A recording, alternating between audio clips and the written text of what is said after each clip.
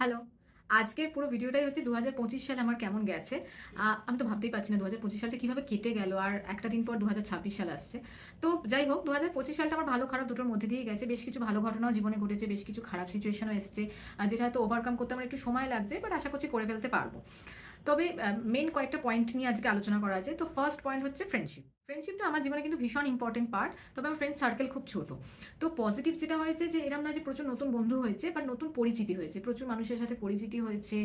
মানুষের সাথে কমিউনিকেশনটা কর্মসূত্রেই বলতে পারি যে বেড়েছে। এটাকে আমি ফ্রেন্ডশিপ বলব না, বাট একটা ভালো কানেকশন তৈরি হয়েছে। আর নেগেটিভ যেটা হয়েছে, যেটা হচ্ছে যে আমার না পুরনো বন্ধুদের সাথে বন্ডিং ভীষণ স্ট্রং। এরকম নয় যে যারা বন্ধু ছিল তাদের সাথে এরকম বন্ধুত্ব কেটে গেছে। মানে যারা ছিল তারা থেকেই গেছে আমার জীবনে।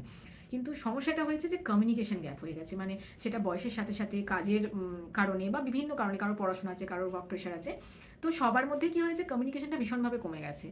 যেটার উপর আমার মনে হয় আমাদের সব বন্ধুদেরই কাজ করা উচিত যে এত কম কথা বললে তো ফ্রেন্ডশিপটা কোথাও হারিয়ে যাবে। তো আমার মনে হয় এটার উপর সবাইকেই কাজ করতে হবে। আশা করছি করতে পারবো এবং কমিউনিকেশনটা বাড়াতে পারবো। নেক্সট হচ্ছে ট্রিপ প্ল্যান। আমি ২০২৫ সালে প্রচুর ট্রিপ প্ল্যান করেছিলাম। বাট কিছু সিচুয়েশন এমন ঘটেছে যার জন্য আমাকে সেরকমভাবে কিছুই ইমপ্লিমেন্ট করতে পারিনি জীবনে। দুটোই হয়েছে। একটা হচ্ছে শান্তিনিকেতন। শান্তিনিকেতন প্রত্যেক বছর আমার লিস্টে থাকে। তো এটা আনপ্ল্যান্ড ওয়েতে আমি ভিজিট করে ফেলেছিলাম। তো ঠিক পড়ে গেছে ওটাতে। আর যেটা প্ল্যান ওয়েতে গিয়েছিলাম, মানে একদম প্ল্যান করে ভিজিট করেছিলাম, সেটা হচ্ছে সিকিম, দার্জিলিং গিয়েছিলাম। বহু বছর পর গিয়েছিলাম। মানে ১ম গিয়েছিলাম বোধহয় ক্লাস 4 এ।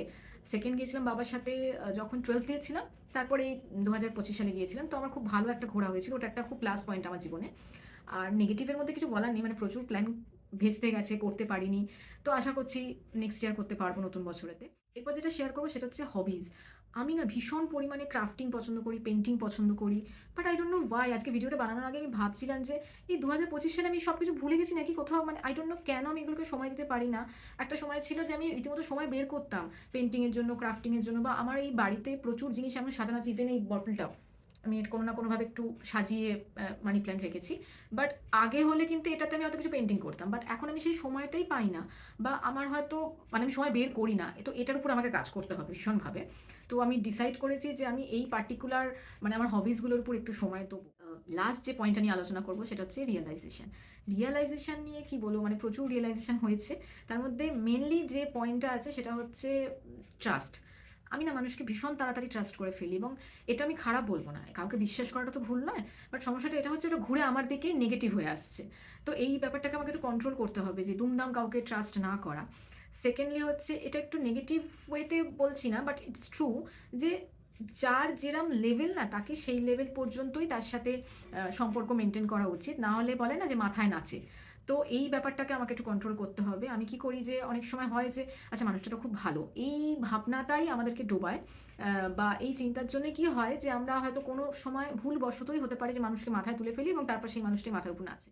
আর লাস্ট যেটা হচ্ছে সেটা হচ্ছে এটা আমারই একটা নেগেটিভ পয়েন্ট। আমি প্রত্যেক বছরই ভাবি আরো কন্ট্রোল করতে হবে। সেটা হচ্ছে আমার মধ্যে ভীষণ ধৈর্য কম। তো আমি জানি না, আমি আগে আরো অধৈর্য ছিলাম। এখন তাও অনেকটা এসছে। তো I will try কি আমার মধ্যে যাতে আরো ধৈর্য আসুক। আমি যেগুলো প্ল্যান করেছি, যেগুলো আমি করতে চাই নিজের জন্য, নিজের ফ্যামিলির জন্য, তো সেগুলোকে আমি এই নতুন বছরে ইমপ্লিমেন্ট করতে পারি ধৈর্য সহকারে। তো যাই হোক ২০২৫ সাল আমার এইভাবেই গেছে। আশা করছি বাকি সবারই ভালো গেছে। In advance happy new year. আর ২০২৬ সালে আমি কি, কি প্ল্যান করেছি বা কি, কি করার ইচ্ছা আছে সেটা নেক্সট ভিডিওতে আসছে। বাই।